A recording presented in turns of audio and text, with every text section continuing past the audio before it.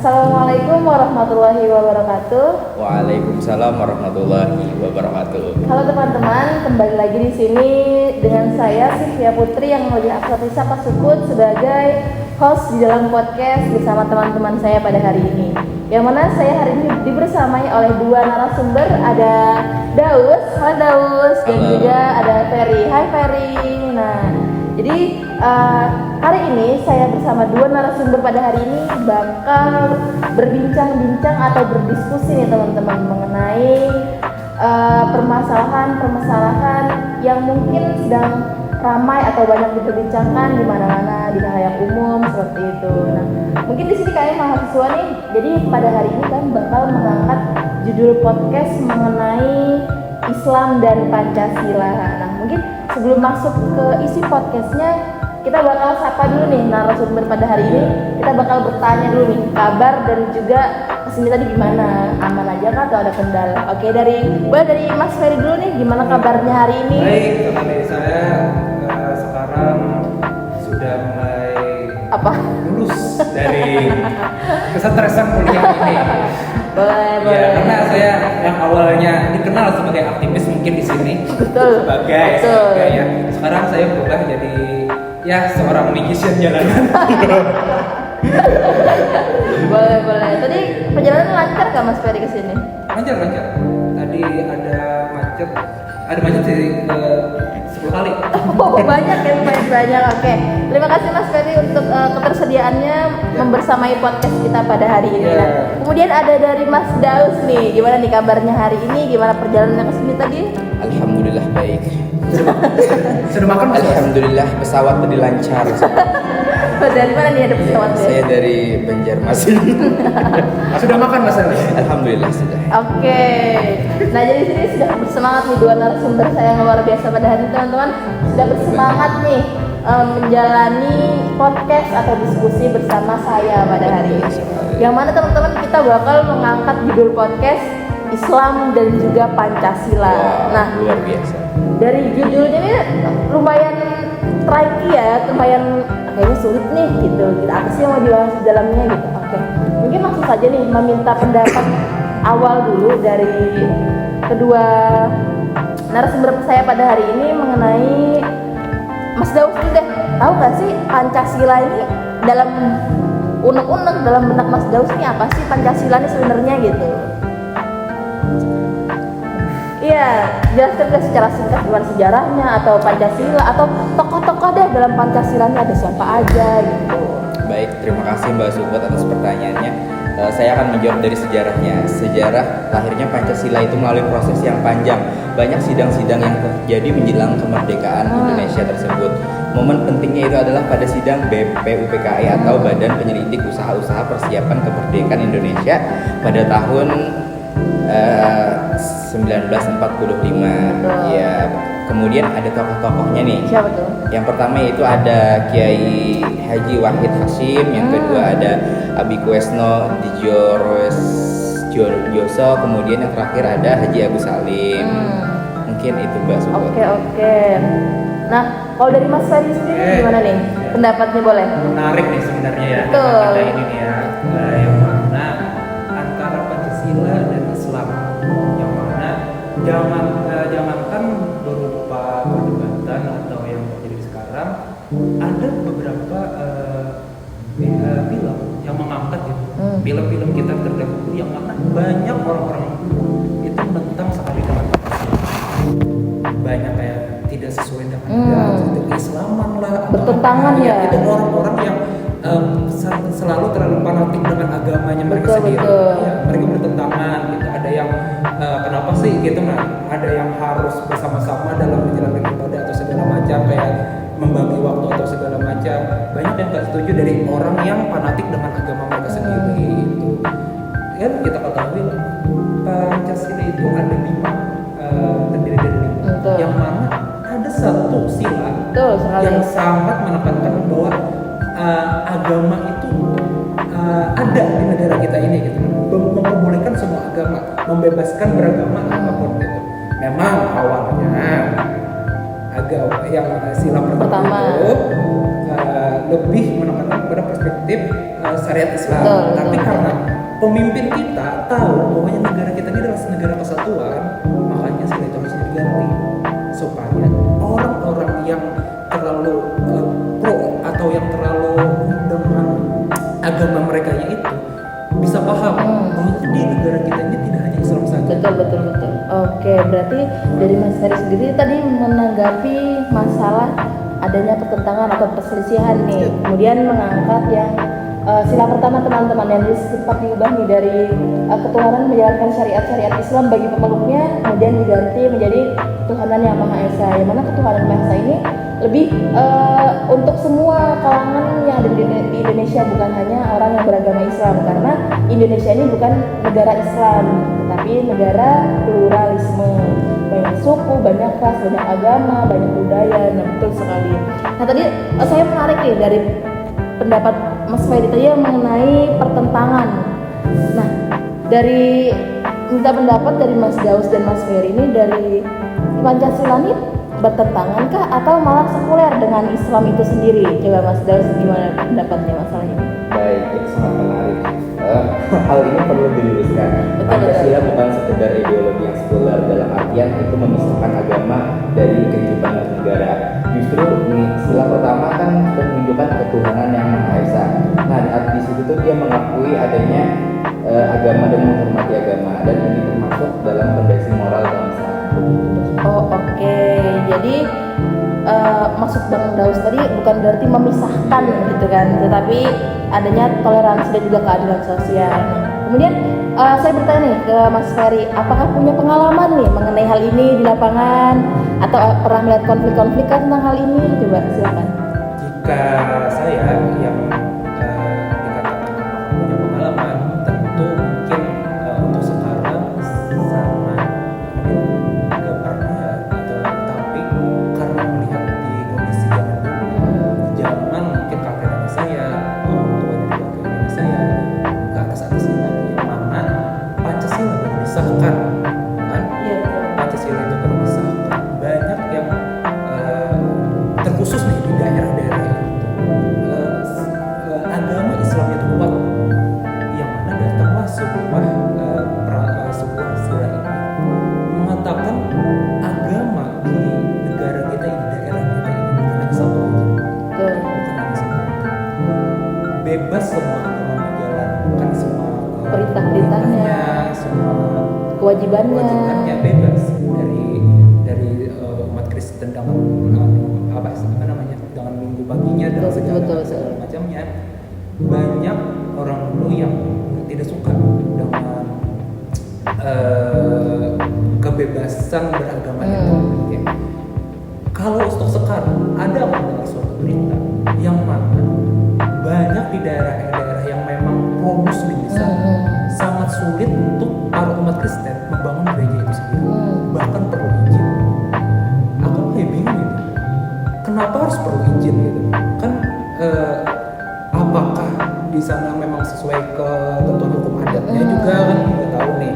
Tapi jika boleh ada bertanya nih kepada orang yang dulu, apa sih yang membuat kalian orang dulu sangat sulit menerima agama yang datang, agama yang memang bukan Islam lah, yang sesuai mayoritas kalian tersebut itu sih. Oke, kecuali ya Mas Ferry kayak Aceh ya kan, dia Iya, memiliki pemerintahan khusus, baru boleh nih tidak ada agama lain di dalamnya, hanya ada Islam. Ya tentu tidak boleh membangun gereja karena tidak ada agama lain. Nah, itu dengan alasan adanya konun, yakni undang-undang khusus itu dari daerah Aceh. Islam, Nah, betul. misalnya. Nah, seharusnya tetap masyarakat Islam, masyarakat Indonesia ini semuanya rukun tunduk di bawah Pancasila, yang mana Pancasila nomor 1 tadi sudah diubah dan disesuaikan dengan keadaan kita yang sebagaimana yang kita rasakan seperti itu. Tapi memang jarang sudah Ya sekarang betul, ya kan. Alhamdulillah sudah mulai membaik. Sekarang sudah paham, orang-orang sudah mengerti, sudah melek nih permasalahan mengenai Pancasila ini seperti apa. Pancasila ini bukan hanya punya orang Islam, seperti itu. Nah, jadi semua agama merasakan bahwa Pancasila ini milik kita bersama, seperti itu. Memang seharusnya begitu. Baik, nah kemudian kalau kita kembali berbicara mengenai implementasi atau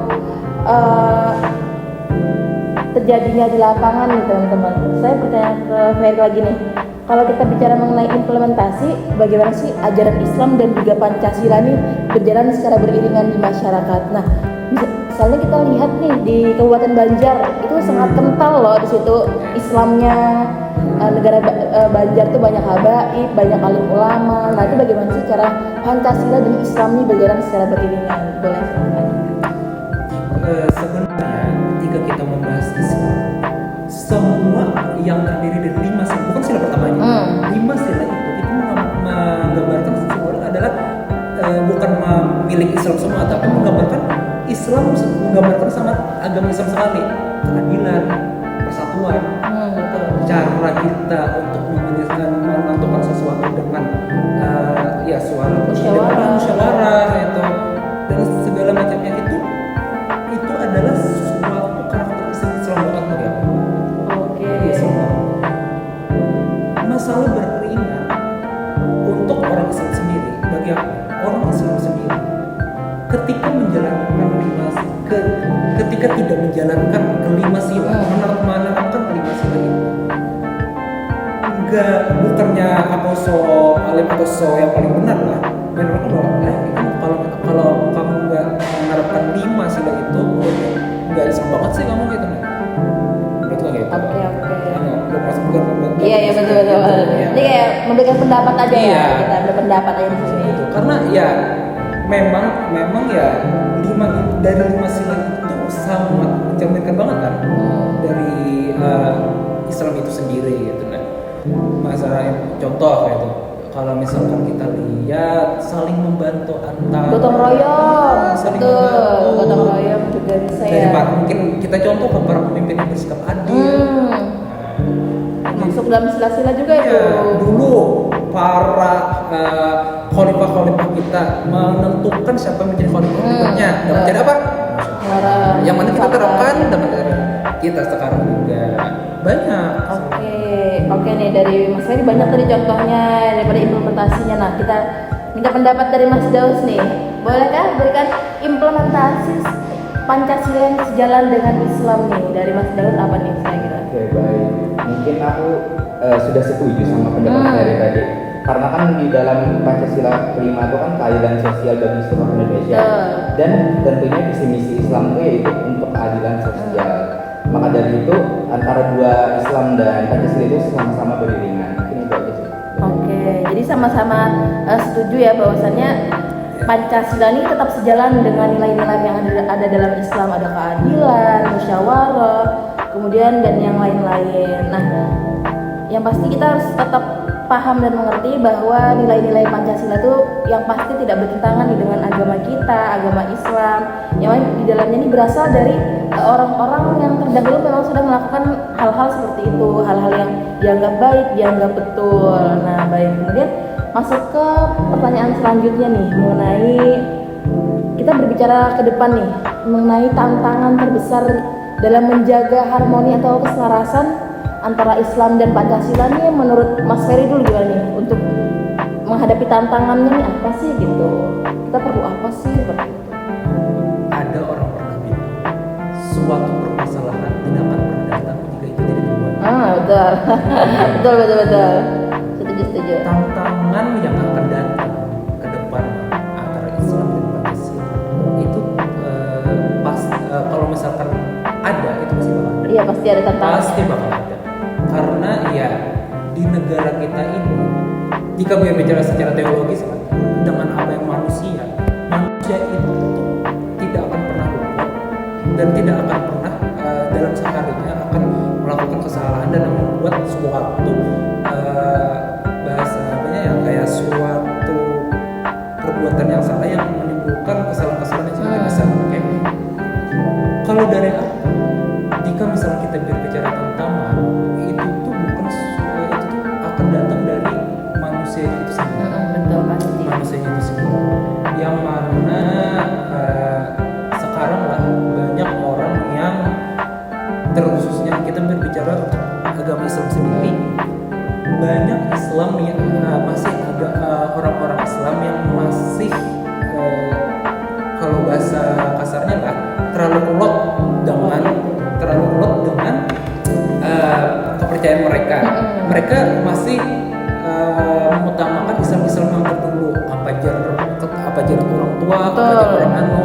orang lama Iya. ya. Jadi belum maju gitu pikirannya. Iya, karena sekarang dengan adanya Pancasila itu menurutku membuat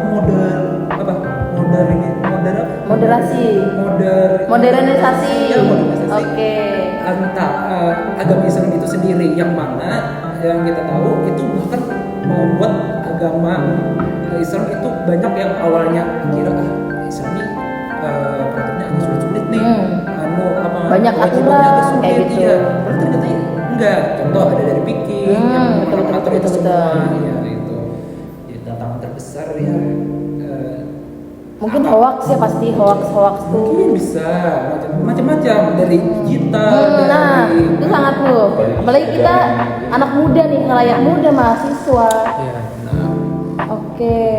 Nah, baik, mungkin dari Mas Ferry tadi mengenai tantangannya banyak nih, Mas Daus ya pastinya. Nah, balik tuh tanyakan ke Mas Daus, lalu apa sih yang bisa kita lakukan nih daripada untuk menghindari tantangan-tantangan yang telah disebutkan Mas Ferry tadi, khususnya nih kita bagi anak muda nih. Apa nih? Baik. Tadi kan Mas Ferry sudah menyebutkan banyak sekali tantangan-tantangannya. Kemudian dari aku hanya memberikan suatu harapan, yaitu pada bidang pendidikan, karena aku juga seorang pengajar. Jadi aku mengharapkan kepada pemerintah, khususnya Kemenak, untuk menerapkan, yaitu membuat kurikulum yang menekankan bahwa Islam itu tidak bertentangan dengan Pancasila, tapi mereka saling berkaitan. Mungkin itu saja. Oke, jadi salah satu caranya yakni dari pemerintah juga pastinya sebagai lembaga yang menaungi ya, pendidikan yang pastinya, literasi dan juga media sosial nih, kepada kita perlu diajarkan, diberitahu baik dan buruk, yang harus disaring terlebih dahulu, tidak termakan hoax seperti itu. Nah, mungkin tadi itu beberapa ada tantangan dan juga solusi nih yang diberikan, tantangannya supaya adanya hoax dan politisasi agama, kemudian cara untuk menyelesaikannya yakni pendidikan, literasi yang banyak dan juga perbaikan di media sosial. Mungkin cukup nih ya tadi 4 pertanyaan dari saya kepada teman-teman. Mungkin sebelum menutup saya bakal minta closing statement nih dari teman-teman, bisa 1 sampai 2 menit mengenai pembahasan kita pada hari ini mengenai Islam dan juga Pancasila. Boleh? Dari Mas Ferry dulu, silakan. sebenarnya nggak terlalu banyak.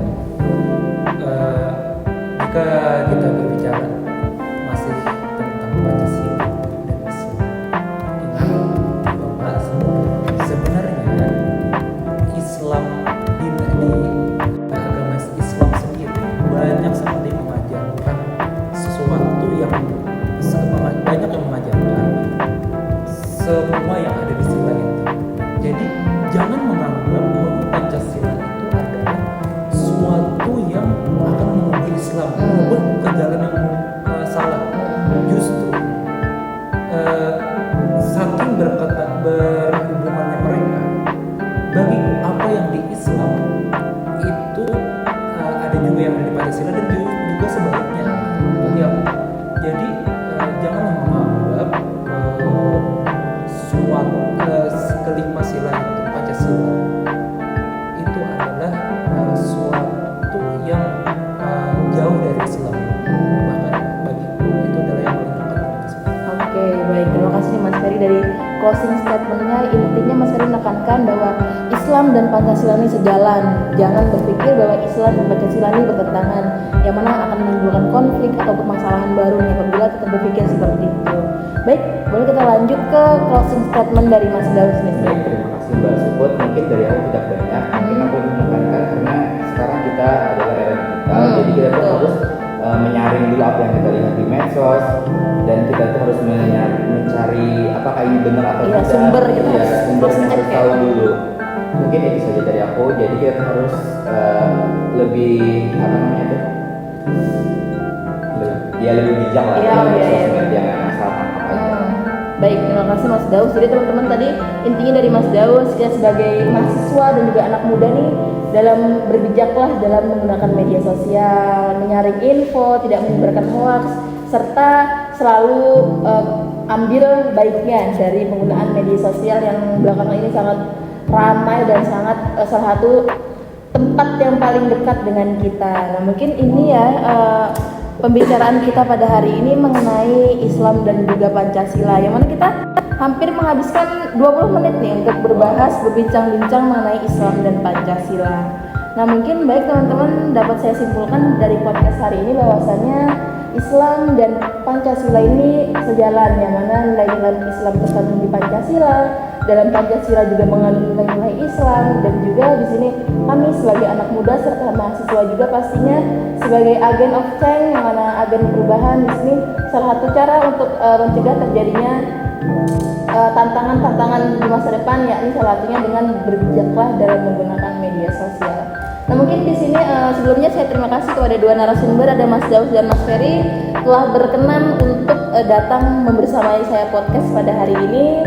Di sini mungkin kita cukupkan sampai sini ya teman-teman. Oke, terima kasih sebelumnya teman-teman di rumah. Saya Sufia Putri sebagai host dan dua narasumber pada hari ini pamit undur diri. Salah hilafnya kami mohon maaf. Wassalamualaikum warahmatullahi wabarakatuh.